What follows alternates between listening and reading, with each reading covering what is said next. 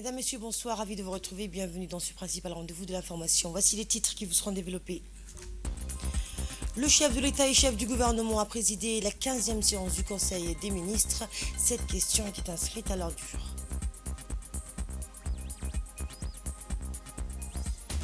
Et au Liban, plus de 400 000 enfants ont été déplacés en 3 semaines en raison des opérations militaires israéliennes contre le Hezbollah. Sous la présidence du chef de l'État et chef du gouvernement Ismaël Omar Guelleh a eu lieu ce mardi 15 octobre la 15e séance du Conseil des ministres où 7 textes ont été examinés et approuvés. Le compte-rendu nous est fait par le porte-parole du gouvernement. Rahim. Sous la présidence du chef de l'État, son Excellence M. Ismaël Omar Guelleh, s'est tenue la 15e séance du Conseil des ministres en ce mardi 15 octobre 2024. Était inscrite à l'ordre du jour 7 questions. La première question concerne un projet de loi portant approbation des comptes financiers de l'Office djiboutien de développement de l'énergie géothermique, plus connu sous l'acronyme d'ODEC, pour l'exercice 2023. Les comptes financiers de l'ODEC 2023 sont arrêtés en produit à 393 millions de francs djibouti et en charge à 441 millions de francs djibouti. Le résultat de l'exercice connaît une baisse significative par rapport à l'exercice 2022. Les produits de l'exercice 2023 connaissent une forte baisse, moins 180 millions de francs djibouti, liée à la diminution de la subvention de l'État. Cette dernière passe de 381 millions de francs djibouti en 2022 à 337 millions de francs djibouti en 2023 et intègre également la prise en charge des consommations d'eau et d'électricité.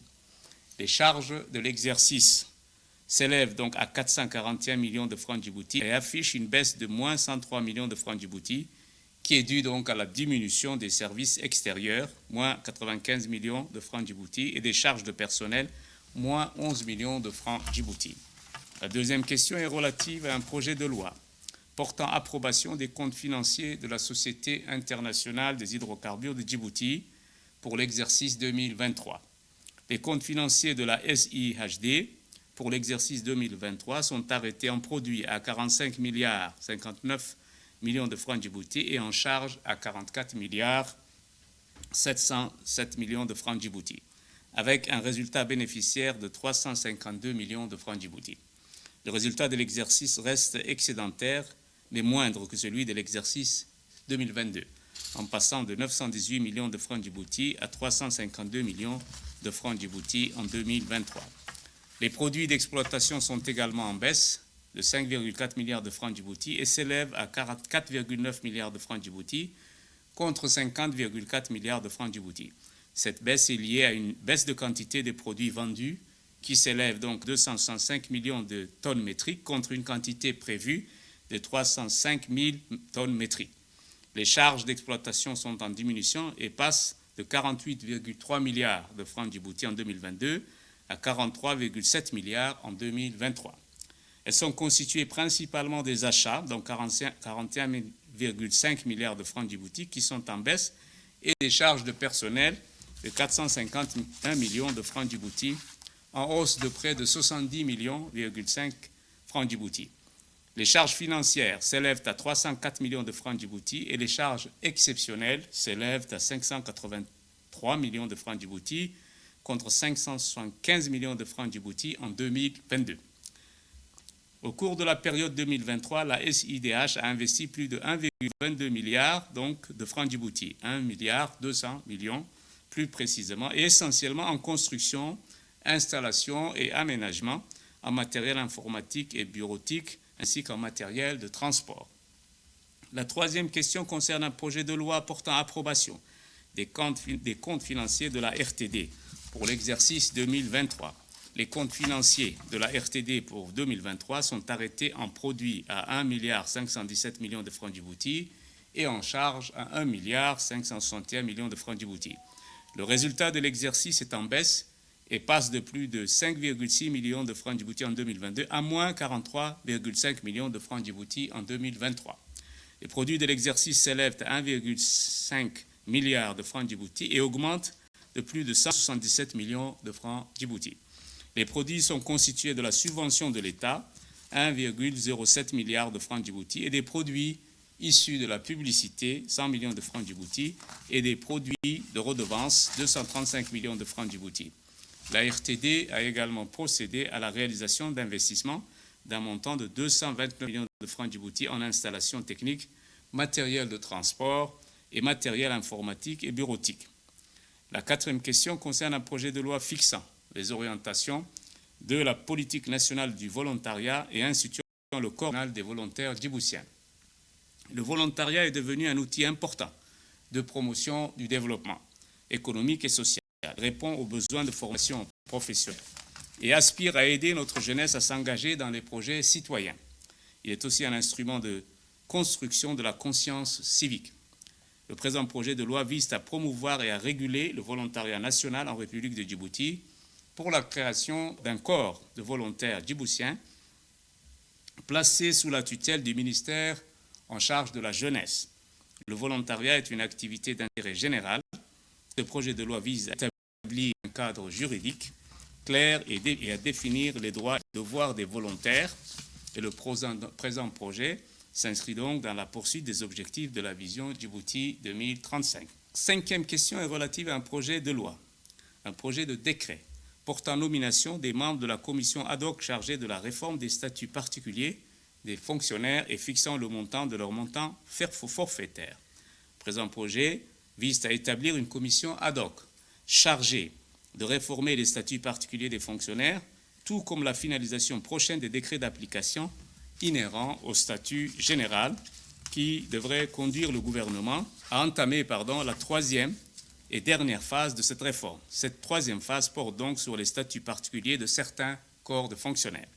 Le projet de décret propose ainsi la création d'une commission ad hoc qui est dédiée donc à cette réforme.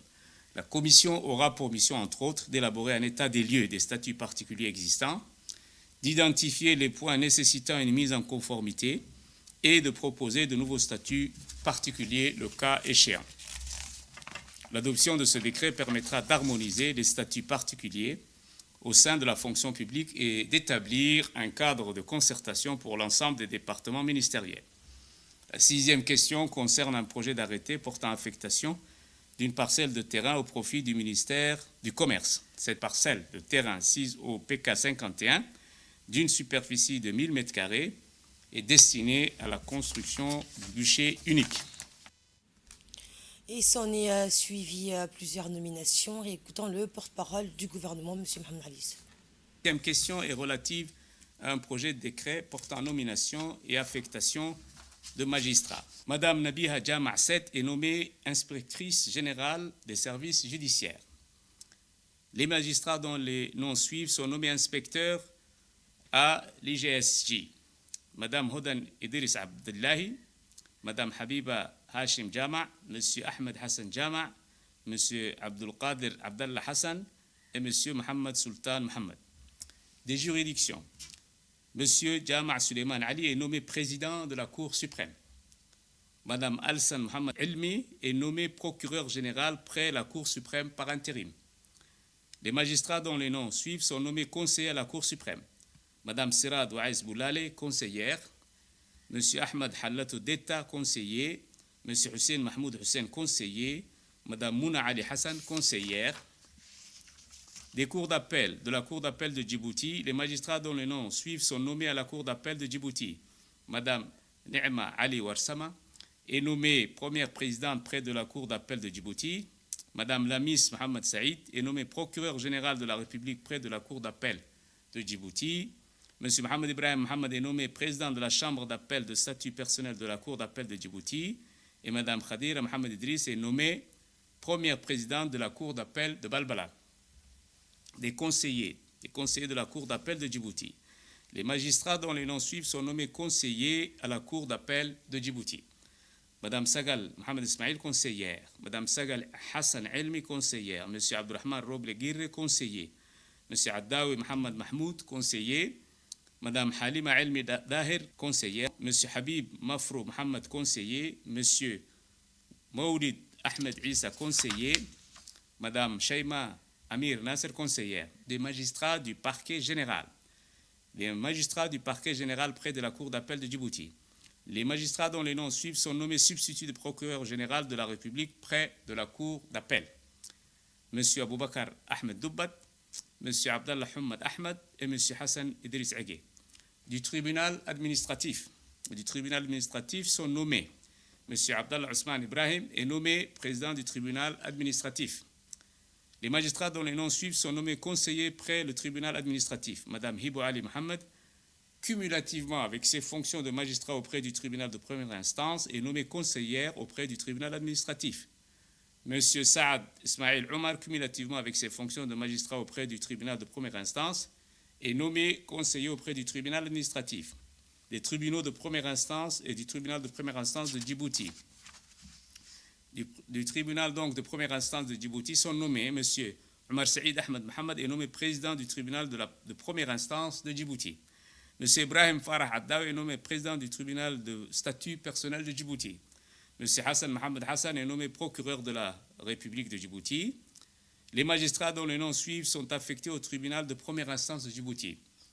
Mme Degan Youssef Ibrahim, actuellement conseillère à la Cour d'appel, est nommée juge d'instruction au cabinet C. Mme Mathilda Moujib Nasser, juge d'instruction au cabinet B. Mouna Youssouf Omar, juge d'instruction au cabinet A. Mme Hafsa Ahmed Bahdon, juge des mineurs. Mme Anissa Sheikh Ibrahim, magistrat du siège. Mme Fatia Ismail Awale, magistrat du siège. M. Hamza Barre Adar, magistrat du siège. Mme Nassih Oubouni Abdi, substitut du procureur de la République de Djibouti. Et M. Issam Khaled Abdallah, juge d'application des peines. Les magistrats dont les noms suivent sont affectés au tribunal de statut personnel de Djibouti. Mme Mariam Ayfarah Sharif, Mme Mariam Mahmoud Hadj Ali, M. Yassine Saïd El-Tire, M. Abdurrahman Galab Dabbar est nommé juge au tribunal de statut personnel. M. Ousmane Abdi Sougue est nommé substitut du procureur de la République auprès du tribunal de statut personnel. Ils sont nommés magistrats du deuxième grade du corps de la magistrature pour servir en qualité de juge au tribunal de première instance, M. Aden Ali Bouh, Mme Mouna Moumin Guedi, M. Ousmane Jama Ousmane et M. Waïs Mohamed Ali. Du tribunal de première instance de Balbala, les magistrats dont les noms suivent sont nommés M. Mahdi Youssouf Omar est nommé président du tribunal de première instance de Balbala. M. Mahmoud Abdelkader Hamza est nommé président du tribunal de statut personnel de Balbala. Et M. Mukhtar Mahmoud Abdillahi est nommé procureur de la République près du tribunal de première instance de Balbala. Du tribunal de première instance de Dikil, les magistrats dont les noms suivent sont nommés. M. Iman Mohamed est nommé président du tribunal de première instance de Dikil. M. Abdullah Awal Arab est nommé président du tribunal de statut personnel de Dikil. Mme Iman Mohamed Elmi est nommé président du tribunal de première instance de Dikil. M. Abdullah Awale Arab est nommé président du tribunal de statut personnel de Dikil et M. Abokor Youssouf Salah est nommé procureur de la République près le tribunal de première instance de Dikil. Du tribunal de première instance d'Obok, les magistrats dont les noms suivent sont nommés. Mme Saad Mohamed Sanallassi est nommé président du tribunal de première instance d'Obok. M. Il Roble Atte, président du tribunal de statut personnel d'Obok. Et M. Mahdi Abdiraghe est nommé procureur de la République près le tribunal de première instance d'Obok. Les conseillers techniques des magistrats dont les noms suivent sont nommés conseillers techniques du ministre de la Justice. M. Ahmed Ousmane Hashi, conseiller principal. Mme Khadra Moussa Ahmed, conseillère. Mme Zanouba Saïd Aboubakar, conseillère. Et M. Abdurrahman Mohamed Ami, conseiller du ministre de la Justice. Des directions. M. Hussein Abdullah Rayal est nommé directeur du département arabe. Mme Asma Abdi Gaher est nommée directrice de la législation et des réformes. Mme Tasnim Abdallah Abdo est nommée directrice des services judiciaires. Mme Soumaya Mohamed Moumin est nommée directrice du personnel et du budget. Mme Fardousa Mohamed Bourre est nommée directrice de la communication. M. Zakaria Yahya Awal est nommé directeur de l'administration pénitentiaire. Et Mme Ikram Mohamed Adan et Faiza Hazza Qaed sont nommés conseillères techniques.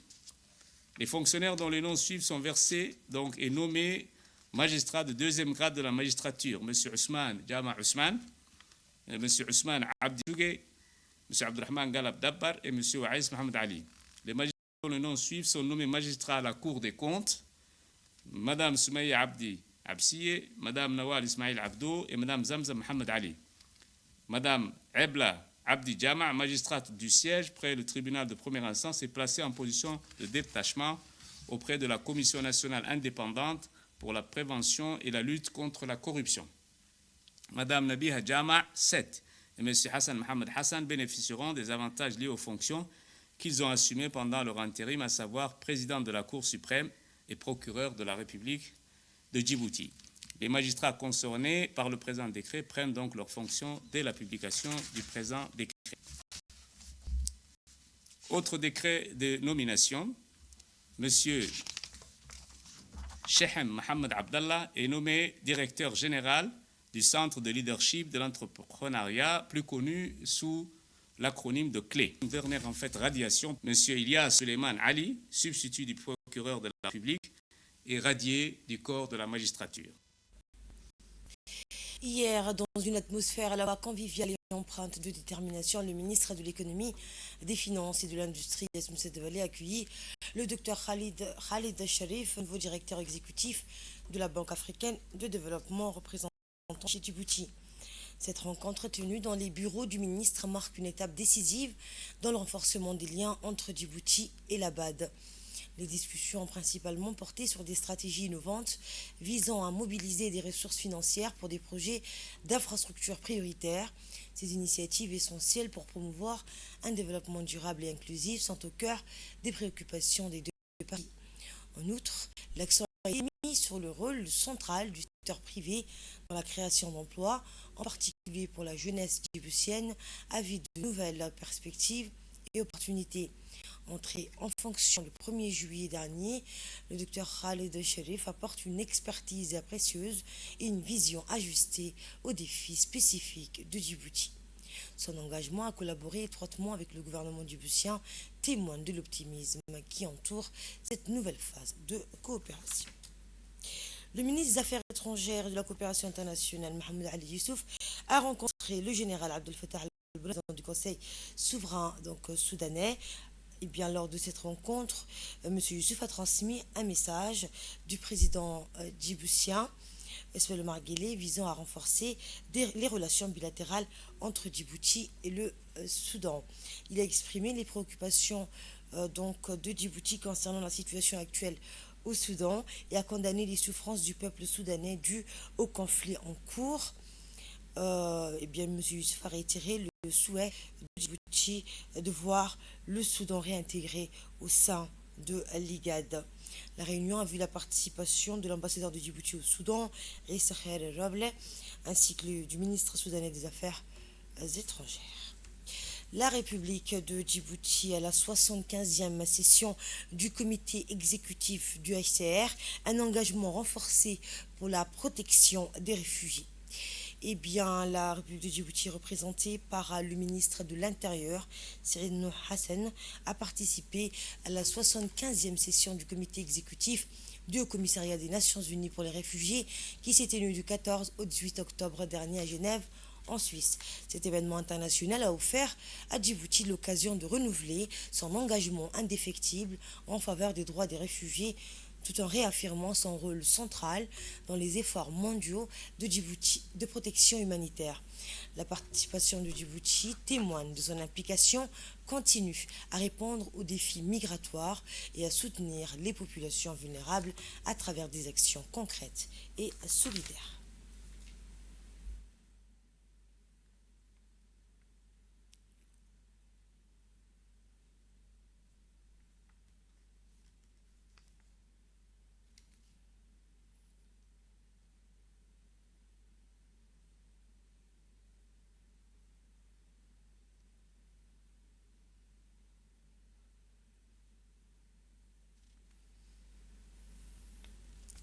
Le ministre de l'Intérieur, Cyril Noh Hassan, a souligné l'importance de réaffirmer l'engagement international pour protéger les réfugiés face aux crises en Afrique de l'Est causées par les conflits et le changement climatique. On l'écoute.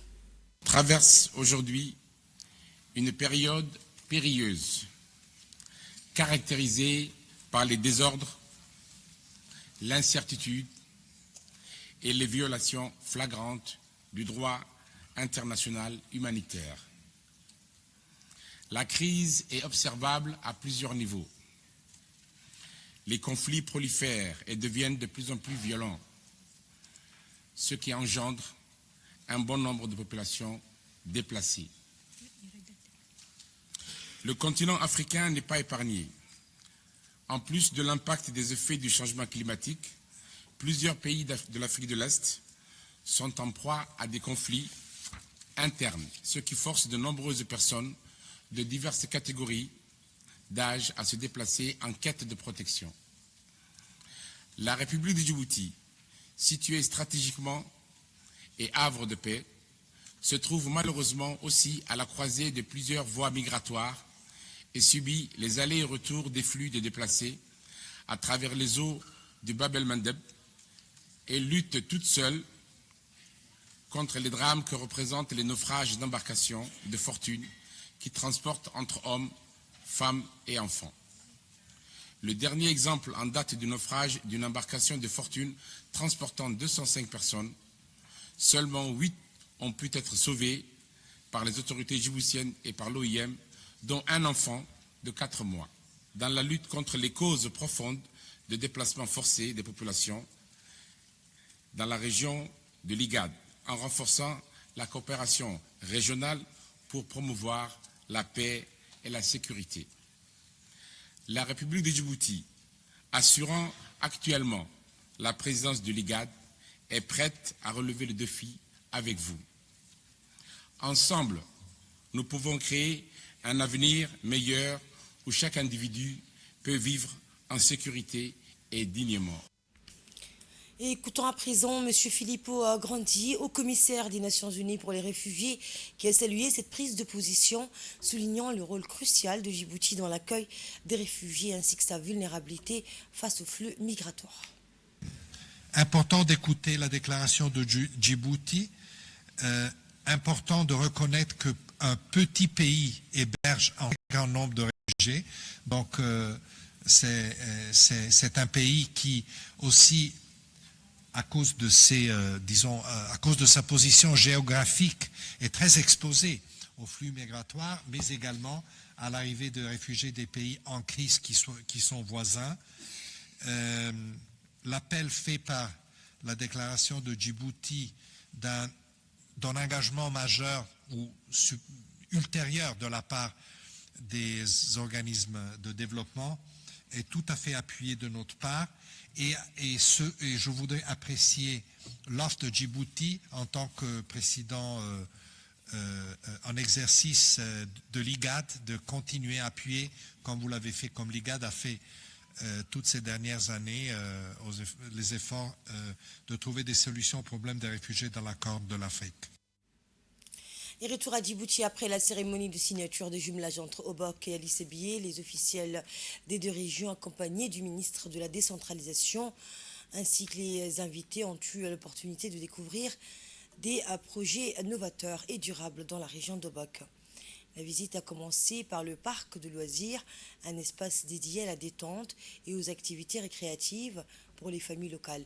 Ensuite, ils ont découvert la fabrique d'Obok, un projet de recyclage innovant qui transforme les bouteilles en plastique en pavé, illustrant ainsi un engagement concret en faveur de la protection de l'environnement.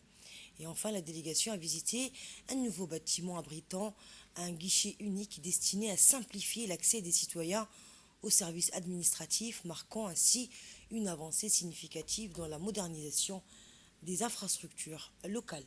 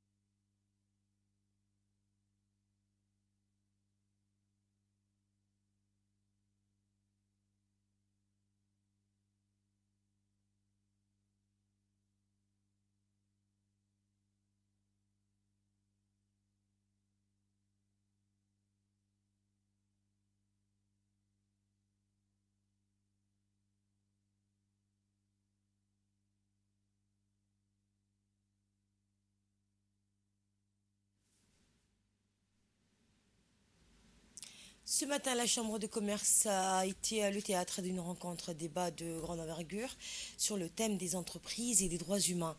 Organisé par la Commission nationale des droits de l'homme, la CNDH, cet événement marque le lancement officiel du processus d'élaboration d'un plan d'action national dédié à ces questions cruciales. De nombreuses personnalités de premier plan étaient présentes, notamment Ali Soubani Ateye, président de la CNDH, M. Youssef Moussadouali, président de la Chambre de commerce, M. Maki Omar Abdelghadr, secrétaire général du ministère de la Justice, ainsi que la représentante résidente du programme des Nations Unies pour le développement, le PNUD.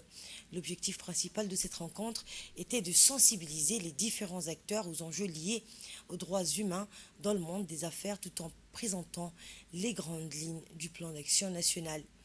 Les discussions ont permis d'approfondir la compréhension des principes directeurs du plan, des étapes déjà franchies et des actions à venir. Écoutez la représentante du PNUD à Djibouti. Valoriser les bonnes pratiques dans les entreprises pour promouvoir les questions de droits humains. Et je pense que nous étions, il y a quelques mois, l'année dernière, heureux de constater que dans les pays du monde arabe, Djibouti faisait partie d'un des rares pays qui avait à cœur cette problématique. Et nous sommes donc, en tant que partenaire du système des Nations Unies, et le PNUD est content et heureux de pouvoir être à vos côtés. Monsieur le Président de la Chambre de commerce, mais également Monsieur le Président de la Commission des droits de l'homme et du gouvernement pour avancer cet agenda de Business and Human Rights. Nous le savons tous que les principes directeurs des Nations Unies met au cœur donc, de la question des droits de l'homme en fournissant donc, aux États, mais également aux acteurs du secteur privé, la diligence et le cadre réglementaire requis qui permettent donc aux entreprises de mieux prendre en compte cette dimension. Et comme l'a indiqué tout à l'heure le président de la Chambre de commerce, pour que les employés puissent s'épanouir dans le cadre de leur travail. Mais écoutons un extrait du discours du président de la Chambre de commerce, M. Youssef Moussadouali. La journée sera dédiée à traiter de deux objectifs majeurs, s'informer sur le processus du plan d'action nationale sur les entreprises et les droits humains y inclut les principes, étapes entamées et suivantes. Le deuxième point est de discuter des opportunités, du défi liés au développement du plan d'action national et des rôles des acteurs concernés. En tant que président de la Chambre, représentant du secteur privé, les droits humains ne doivent pas être perçus comme une simple obligation légale, mais comme une valeur fondamentale qui peut enrichir notre culture d'entreprise en créant un environnement de travail juste et équitable.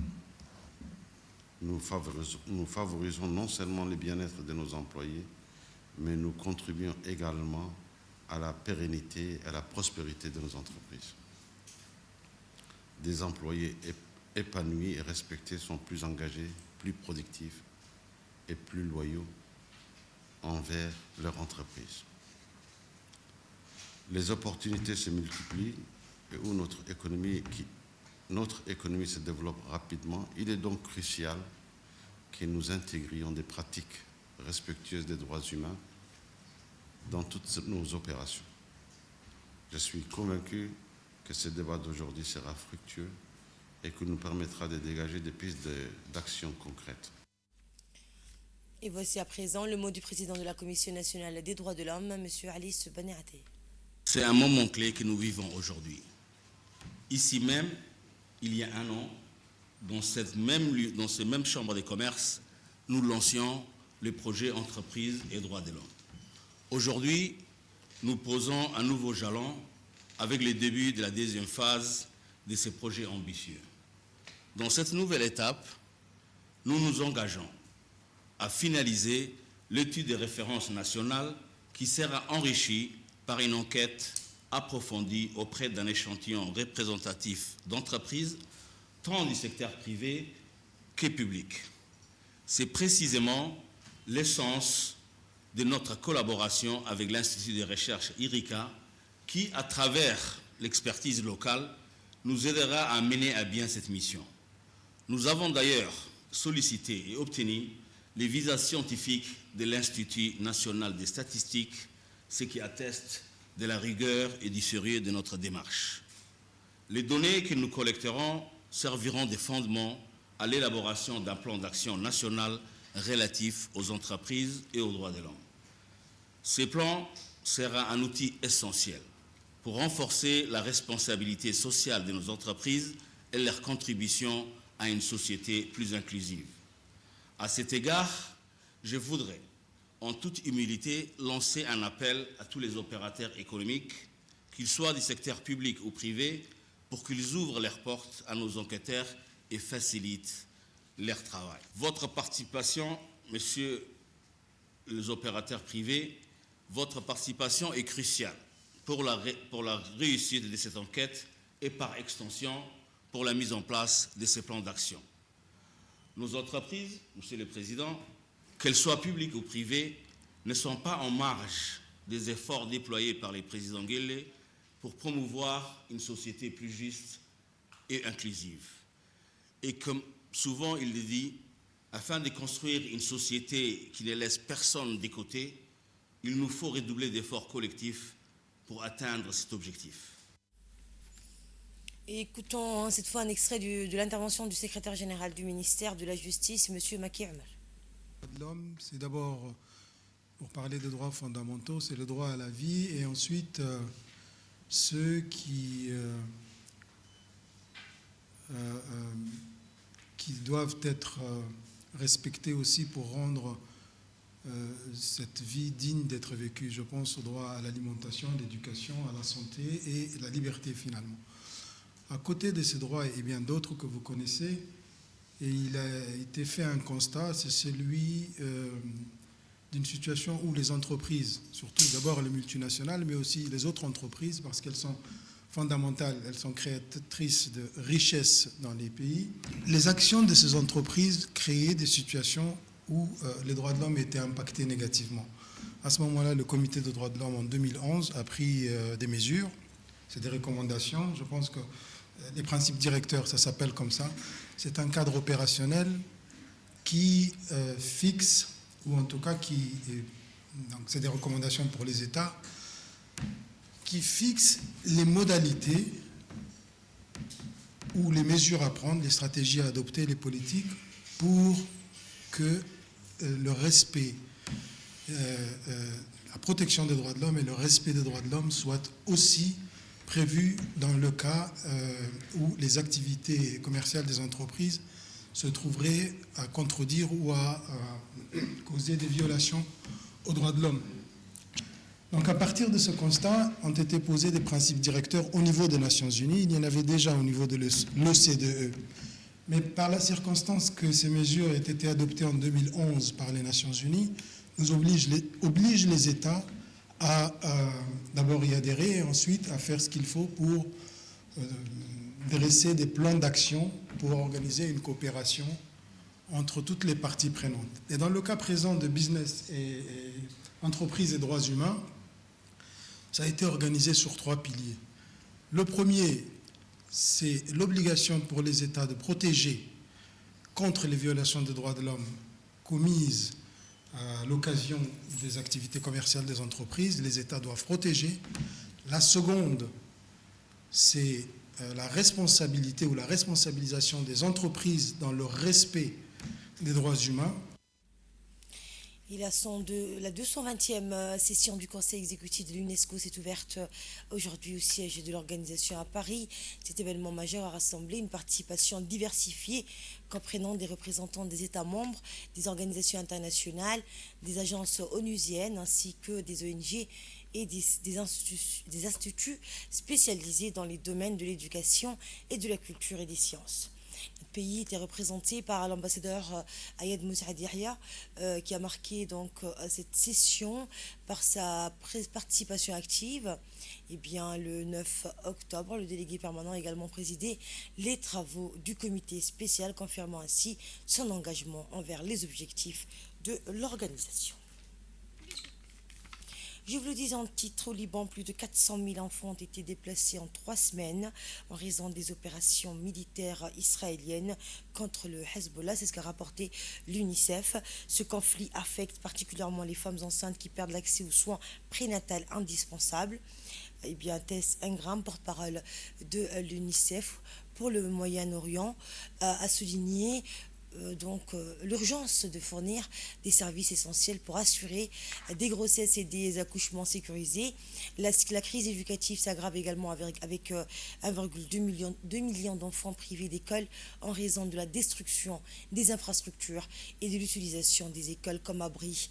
Depuis le début des hostilités, plus de 100 enfants ont été tués, 800 blessés. Et c'est ainsi que se referme cette édition. Merci de votre aimable attention.